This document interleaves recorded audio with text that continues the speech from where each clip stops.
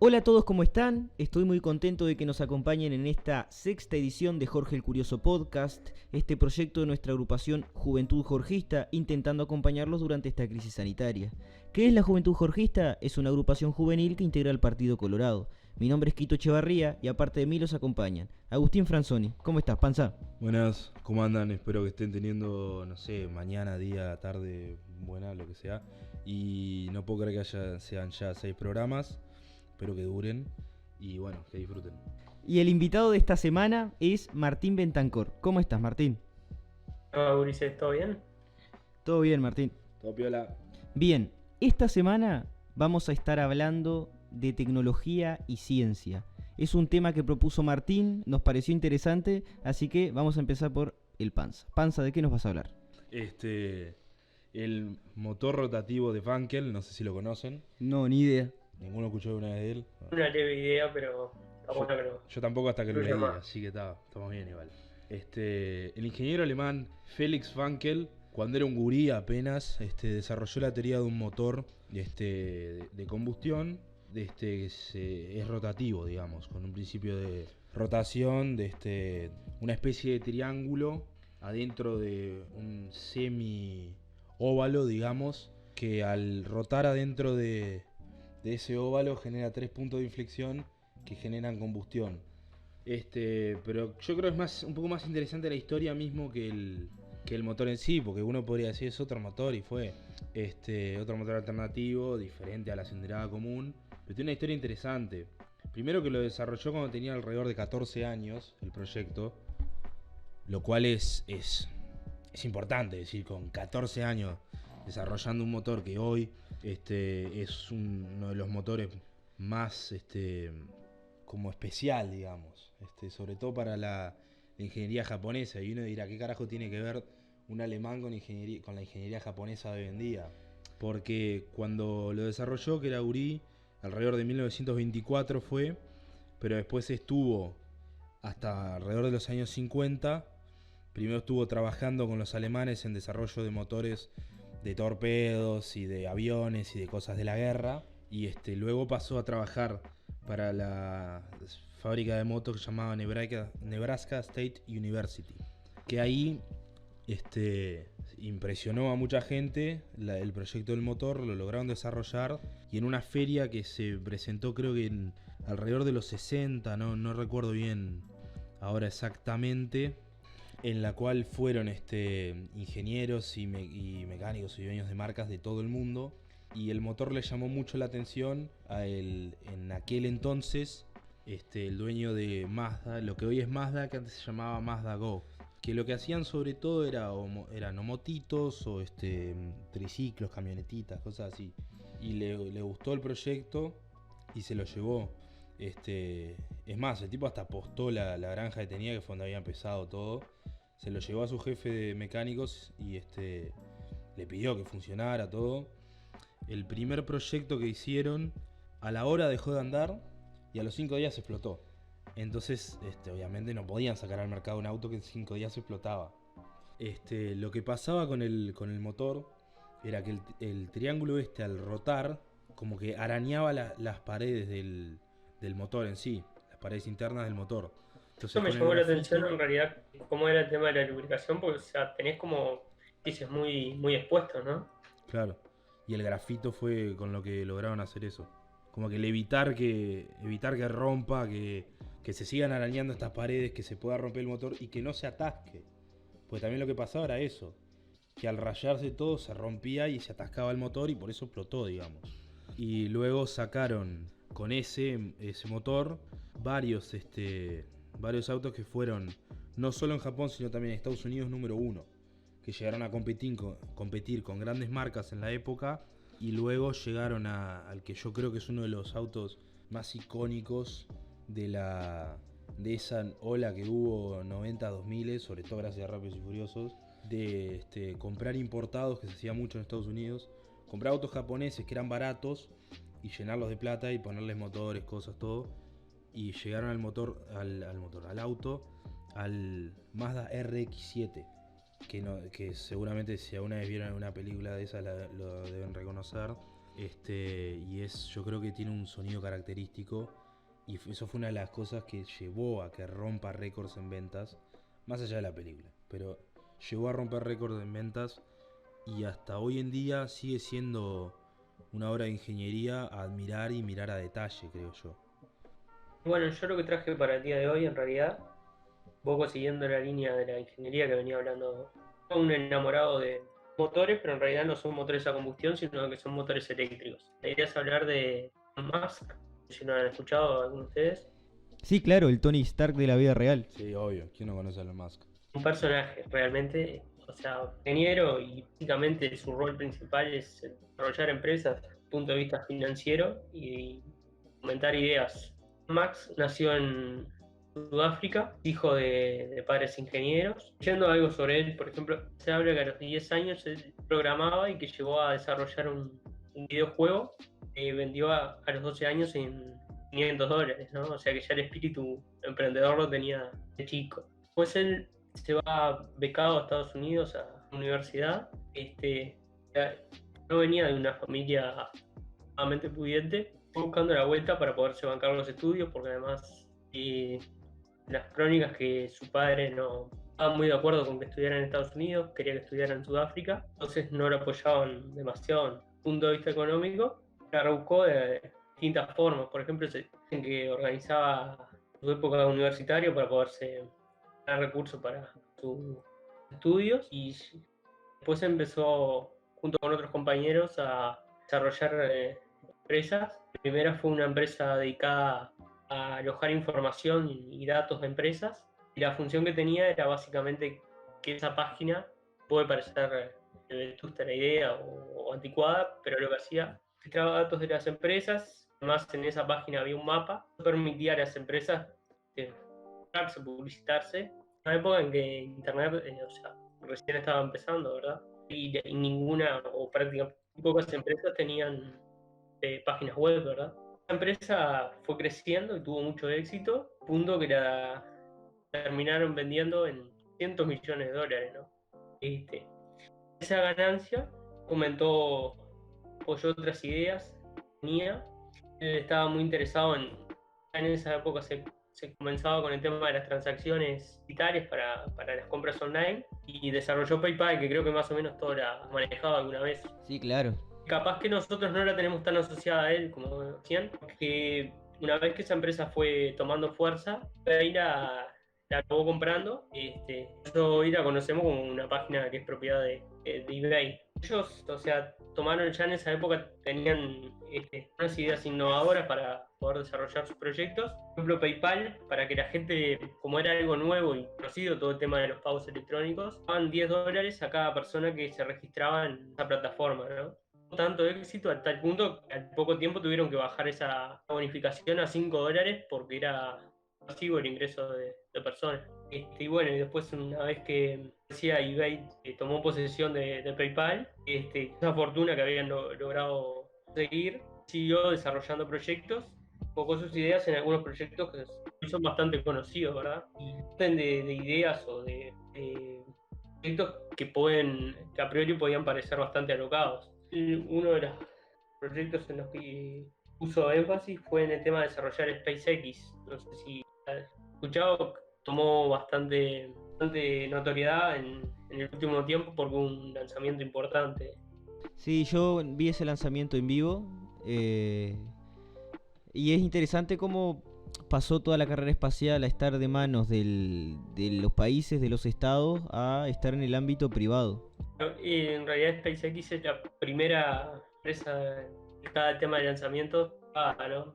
Básicamente el desarrollo hasta ese momento venía siendo Estados Unidos, fundamentalmente NASA. Bueno, un poco el proceso que tuvo SpaceX, cuando él inicia la etapa de SpaceX, lo hace, él tenía dinero disponible para pruebas, o sea, 3 lanzamientos era lo que disponía él de dinero para su desarrollo. Los primeros tuvieron algunos accidentes. En 2006 se lanza la primera intención de lanzamiento y acabó dándose fuego de despegar. La segunda, fueron a despegarla, logró que liberara la cápsula ya despegada, pero también acabó dañándose y no pudo llegar a mitad. La tercera, que fue la exitosa, que se hizo, además, cuentan con mucha presión, porque como decía, él tenía solo ensayos posibles, fue exitosa y se logró que el despegue fuera correcto y que lograra orbitar, ¿verdad? Eso fue lo que un poco dio impulso a SpaceX. Tuvo cierta validación, que en realidad hasta ese momento era bastante cuestionado, y además por el hecho que los dos primeros lanzamientos habían sido accidentados, había tenido credibilidad y, o sea, y tenía muchas críticas, pero a partir de eso se logró validarse y lo llevó hasta el punto que consiguió un contrato de NASA para lanzamiento de satélites. Lograron lanzar satélites mensualmente y fue con eso que potenciaron a nivel de recursos para poder continuar las investigaciones. Continuaron las investigaciones hasta el punto que hace unos días hubo un lanzamiento bastante conocido, que fue poner en órbita una nave tripulada. De hecho, es la primera nave tripulada que logra hacer un emprendimiento privado, ¿verdad? Max, además, o sea, ha tenido otro conjunto de proyectos en este intervalo de desarrollo de SpaceX, pero de los que pueden destacar una empresa de Boring Company. Dicen que las crónicas que surgió un momento en que él estaba en un atasco en una autopista y se puso a pensar cómo podía solucionarse ese tema de los atascos. Ocurrió la idea de cavar túneles bajo de las autopistas para que en los momentos de atasco los autos pudieran continuar su trayecto por tierra. The Boring Company fue una empresa que él pudo desarrollar vendiendo gorras.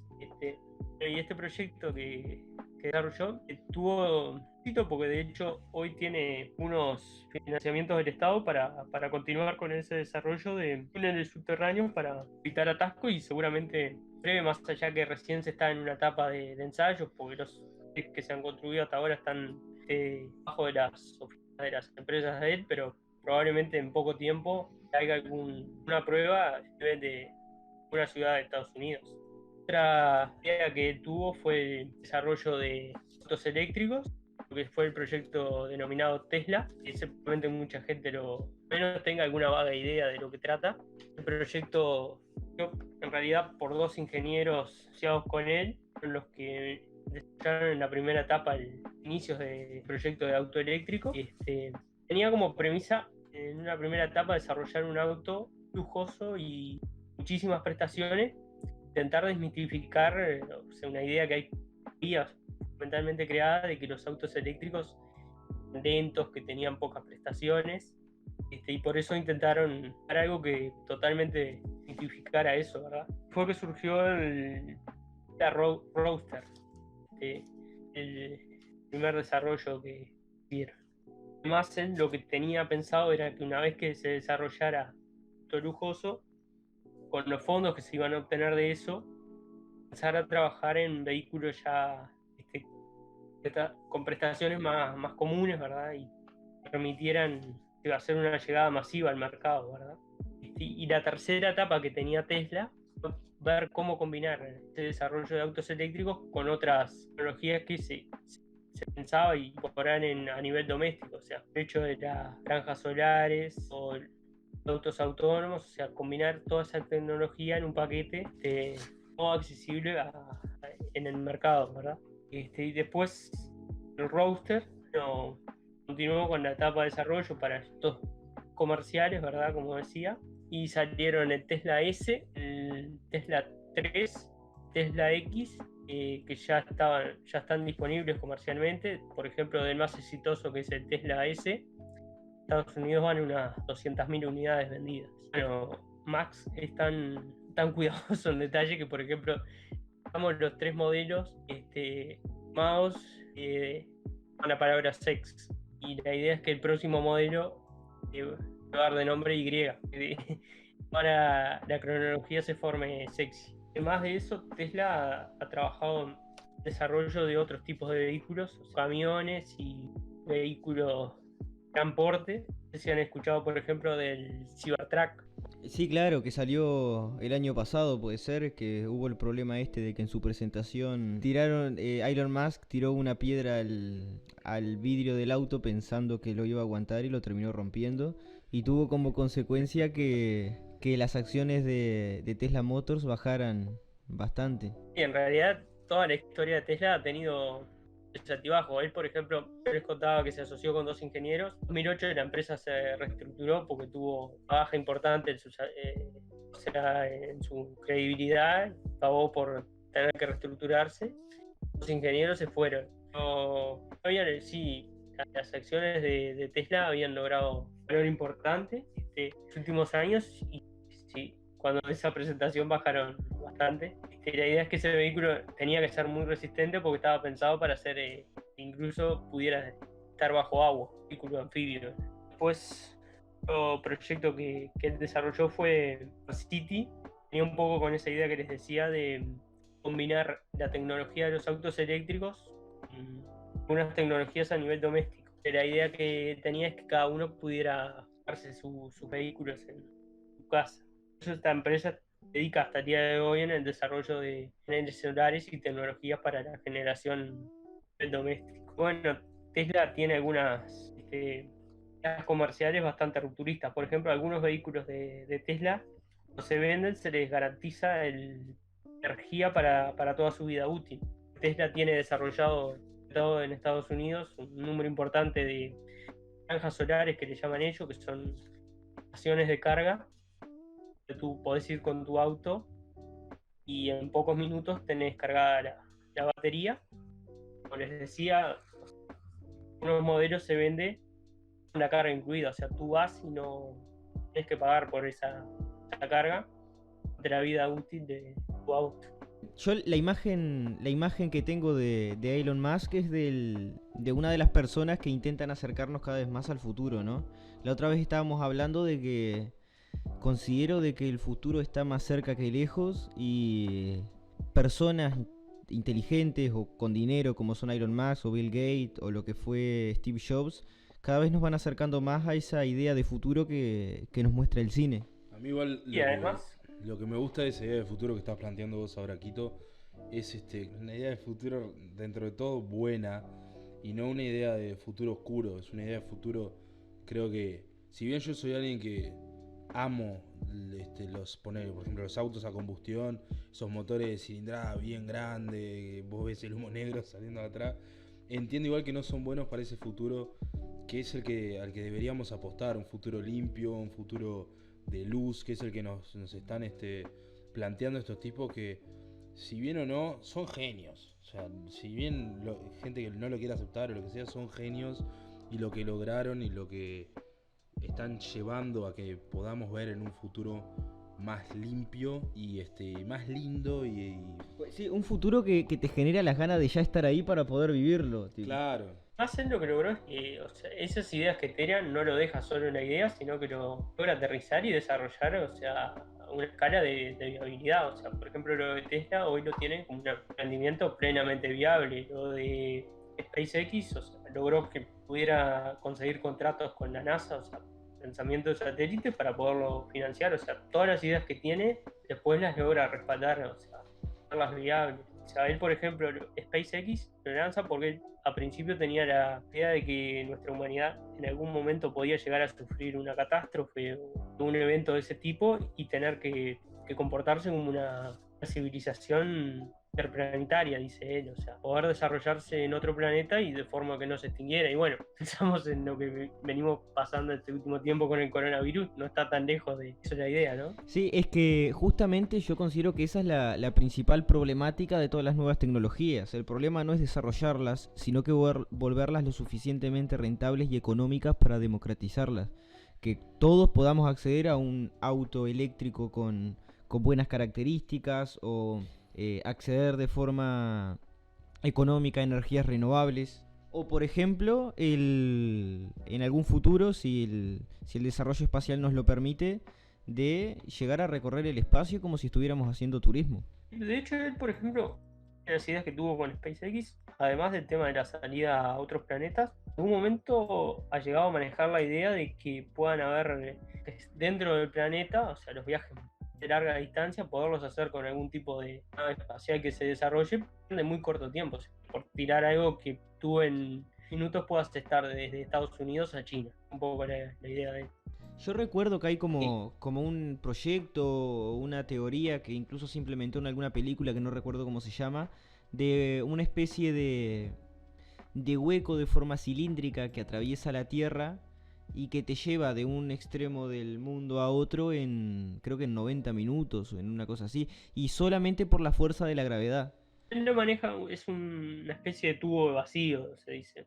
Algo que estoy leyendo. Sí, o sea, él por lo menos la idea ya la ha mencionado varias veces y seguramente conociendo y un poco viendo toda la historia, ya esté en desarrollo de eso. Bien, ahora para introducir mi tema, me voy a alejar un poco de la tecnología y me voy a enfocar más a la ciencia y también relacionado con cerebros especiales. Ya voy a explicar por qué es que digo esto, pero antes voy a hacer una introducción para que se pueda entender. Sigo un canal que se llama Quantum Fracture, que no sé si alguno de ustedes lo conoce. Es un canal de un español que habla de física y física cuántica. Son videos cortos de 10-15 minutos que son bastante interesantes y vuelve bastante accesible temas que son complicados. Así que lo que les gusta la física o que les parece interesante la física cuántica, los invito a que lo sigan. En uno de sus últimos videos, que subió hace cerca de un mes, habla de la posibilidad de que nuestra existencia haya empezado hace unos segundos nada más. Y todos los recuerdos que uno tiene serían falsos, todo fruto de la casualidad. No quiero que piensen que estoy hablando bolazos o que se me ocurrió solo a mí, sino que hay física y de la buena detrás de todo esto. Pongamos como ejemplo un plato que tiene un cubo de hielo, a una temperatura ambiente de más o menos 20 grados Celsius. ¿Qué pasaría? Parece fácil, ¿no? Las moléculas de agua agitadas por la temperatura van a ir abandonando la delicada estructura que forma el hielo e ir poco a poco esparciéndose sobre el plato. Pero ¿por qué nos parece esto lógico? ¿Por qué las moléculas no podrían quedarse en el cubo? Es una cuestión de probabilidad. Si comparamos el número de maneras que las moléculas pueden quedarse formando la estructura de hielo y el número de maneras que pueden estar danzando por el plato, vemos que la diferencia es una barbaridad. Esto es lo que esconde el segundo principio de la termodinámica. A cada momento que pasa, las moléculas en el plato se van a ir moviendo y van cambiando la configuración del sistema. Lo mágico es que si dejamos pasar el tiempo suficiente, un tiempo infinito, el sistema en su viaje volverá a pisar una de las casillas en las que comenzó. En un mundo real, significaría que de repente y de manera completamente espontánea, de un charco de agua emergería un cubo de hielo. Pero esto es imposible, ¿no?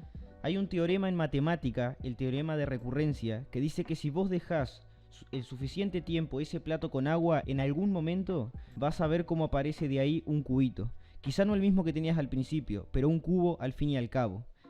El tiempo que tendrías que esperar es absurdo.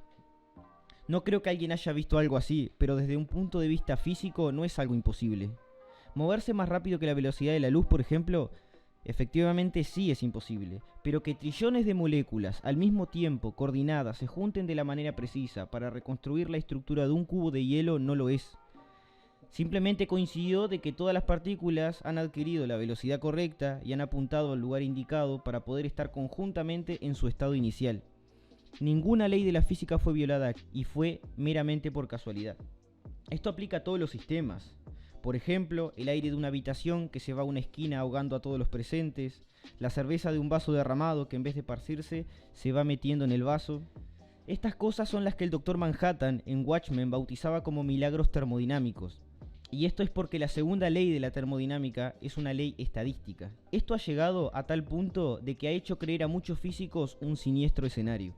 Imagínate una nebulosa que flota en el espacio, una nube que contiene todos los elementos necesarios. Por millones y millones de años, a todos estos átomos estuvieron interactuando entre ellos de forma aleatoria, hasta que sucede este milagro termodinámico. Por pura casualidad, algunas partículas rebotan, se dirigen hacia un centro y empiezan a ensamblar una curiosa estructura. Se enlazan para crear roca y piedra, otras forman agua, otras se juntan para crear complejas biomoléculas rodeadas de otras complejas biomoléculas, y algunas veces estos casos se repiten para crear sistemas biológicos que poblan este recién nacido planeta, así como todos los elementos que conocemos en la Tierra. Y por último, por arte de una casualidad absurda, las últimas moléculas encajan para crear otro montón de sistemas biológicos, pero con un órgano especialmente complejo. Cada uno de estos órganos se ensambló de forma distinta, colocando cada circuito y cada hormona de la manera precisa, como para que el propietario piense que tiene un pasado, que tiene una relación previa con otros seres, que la roca que está pisando lleva existiendo durante miles de años y que de manera coincidente está escuchando este podcast. Un Big Bang accidental y silencioso. Pero tranquilo, gente, no me volví loco, ni soy terraplanista, ni nada parecido. Por más especulativo que sea, esto es parte de la historia de la física. A fines del siglo XIX, el origen del universo era un misterio. Hoy entendemos el problema. Pónganse a pensar que en un universo desordenado existe algo tan poco improbable como la vida. Así que decir como argumento que como es absurdamente improbable, es imposible que pase, no es válido. Porque si nos vamos a la teoría más probable, entonces el universo sería una sopa uniforme de átomos interactuando entre ellos y no habría planetas, ni galaxias, ni agujeros negros, ni soles, ni nada. Pero entonces podemos pensar que es más probable que el universo sea una sopa uniforme de elementos y que todavía no llegamos a ese estado. El universo en sus orígenes era como ese cubo de hielo, todas las moléculas concentradas en un punto esperando a derretirse. Entonces se pensó que el universo podría haber estado por mucho tiempo con esta forma caótica, esta especie de sopa de átomos, y en algún momento, en una zona de ella, sufrió una super casualidad y se sembraron las condiciones perfectas para que el universo floreciera. Esta idea no sobrevivió hasta nuestros días porque la teoría del Big Bang y la de la inflación la terminaron comiendo. Lo mismo para la idea de que la Tierra apareció hace 5 segundos, así que podemos estar tranquilos. Pero de ahora en adelante la cosa se pone más heavy. Si todo el universo está aquí por una de esas casualidades, ¿por qué no pensar que sucedió una mucha más sencilla, pequeña y totalmente equivalente? ¿Por qué no pensar que unas pocas partículas se ensamblaron de forma simultánea, creando un solo cerebro, estructurados de cierta manera que le haga pensar que vive una realidad física, un universo, con un planeta lleno de plantas y animales, personas con su historia, con su cultura, pero siendo nada de esto real? Esta especie de cerebro que vive en una simulación se le llama cerebro de Boltzmann. En el modelo actual del universo, llamado Lambda CDM, permite que puedan aparecer. Y acá viene algo más tenebroso. Si yo o vos somos un cerebro flotando por ahí, no tenemos forma de comprobarlo. Vamos a estar encerrados en esa simulación pensando que todo es real. Pero esto tiene una inconsistencia. Si realmente somos esos cerebros, justo ese cerebro que creó una simulación con un universo que tiene exactamente las mismas leyes de la física que le permiten a él ser creado en su universo. Esto es extremadamente poco probable. Menos aún que cualquiera de las otras cosas que antes mencioné. Y si no es así y ese cerebro reside en un universo que es totalmente diferente al nuestro, ¿qué sentido tiene ponerse a investigar las leyes de la física de un universo que es una ilusión? Entonces con todo esto, que parece una perorata de un viaje de un drogadicto, me estás diciendo que hay una probabilidad científica probable, pero increíble. Muy poco probable, pero al fin y al cabo probable. Poco significa algo. Entonces, poco probable, imposible de entender, que dice que no te conozco de un carajo, pero estás adentro de mi casa, que no es mi casa, nada más es un pedazo de piedra que yo me convenzo que existe. Entonces hay probabilidad también de lo mismo que, no sé, ahora entre alguien y nos mate a cuchillazo a todos. Y es muchísimo más probable de que seamos un cerebro flotando. Claro. Está, por lo menos entendí lo que quisiste decir. Bárbaro. ¿Vos, Martín, cómo lo llevaste? Primero que nada, parto de la base de que todos los que creemos que tenemos algún conocimiento de ciencia, en algún momento partimos de algún sobreimpuesto, o sea, determinadas cosas que las damos por válidas sin investigarlas, porque es la forma que podemos aumentar y empezar a procesar el conocimiento posterior, ¿no? Nadie se puso a estudiar nosotros capaz la composición del aire para después aprender a cómo era la respiración, por decir una cosa. Siempre partimos en todo unos conocimientos que damos por válidos antes. Y creo que en esto pone en duda todo. Y después está lo otro que me queda es, más allá de ver y que somos una alineación de moléculas, en ese momento, la duda de qué tendríamos que nosotros conocemos como historia, o sea, todas las cosas que pensamos que vivimos y en realidad estamos viviendo en un instante simplemente. Creo que la teoría es una forma científica, pero es muy cartesiana, quizás. Es como un pensamiento muy cartesiano de decir, no podemos estar convencidos de nada. Solo de nuestra existencia. Y dudar de todo. pero saber que estamos acá. Exacto, la famosa frase que vimos en filosofía en el liceo de Pienso luego existo. Exacto, pienso luego existo. Lo cual implicaba que luego de hacer las 3 dudas, llegabas a la duda de lo del genio maligno, que era, si me está intentando engañar, es porque yo soy algo. ¿Y cómo sé que soy algo? Porque pienso que me está intentando engañar. Entonces, como pienso, existo. Y es de lo único que estamos seguros. De nuestro raciocinio. Sí. La existencia de nuestra razón es la que nos da la conciencia de nuestra vida. Exacto. Y si no, podemos enfocarlo por otro lado. Yo un ejemplo que siempre uso es el de, imagínate que no solo existimos nosotros, porque nosotros estamos seguros de que pensamos y de que existimos, sino que existe una especie de universo o mundo que nosotros igual no llegamos a comprender porque estamos limitados por nuestra naturaleza humana. Nosotros percibimos un poco porcentaje de lo que realmente existe. Nosotros percibimos mediante unos sensores de luz que se llaman ojos solo una pequeña parte del espectro electromagnético que hay en el universo. Una pequeña fracción de Sí. lo que es el astro lumínico. Lo que se llama luz visible. Sí. Y, por ejemplo, lo que nosotros consideramos como sonido en realidad es la vibración de las partículas, es una ilusión ese sonido que nosotros escuchamos. Ni siquiera es la Sí. esparción de las ondas de esa vibración. Sí. O por ejemplo, de que justamente ese Que sonido también, digo, solo el sonido podemos... que escuchamos es acotado a un determinado rango, ¿no? Exacto, No es que entre escuchamos los todo. 20 Hz y los 20.000 Hz.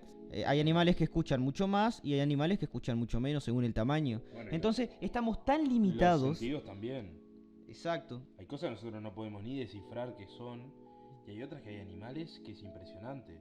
Por ejemplo, yo no puedo saber quién está, si hay alguien en el apartamento al lado o no.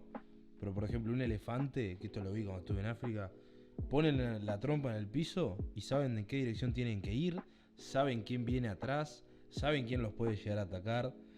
Nosotros apenas sabemos que estamos parados en el piso. Y a veces nos olvidamos porque estamos tan acostumbrados que no sentimos el piso ya. Entonces es impresionante cómo está todo como que... Iba a decir delimitado, pero no es Y en delimitado. realidad, hasta lo que Nosotros sentimos estamos podemos limitados por cuestionarlo, nuestra ¿no? naturaleza Nosotros humana. estamos limitados no solo por nuestra naturaleza humana, sino por nuestra percepción, Sí, claro. que a veces es menos que la misma naturaleza nuestra y la que podemos ver y quizás intentar comprender. Que nunca vamos a llegar, creo yo. Exacto. ¿Qué era lo que ibas a decir, Martín? Que digo que hasta lo que sentimos también, o sea, está bajo cuestión, porque en realidad nosotros, cosas que sentimos que las tocamos, pero probablemente haya otras que tenemos la capacidad de sentir que las Claro. tocamos. O sea, yo lo que hay en el aire, puede haber partículas que no tengo la sensibilidad para Una percibir. muy leve percepción tenemos, quizás. Exacto.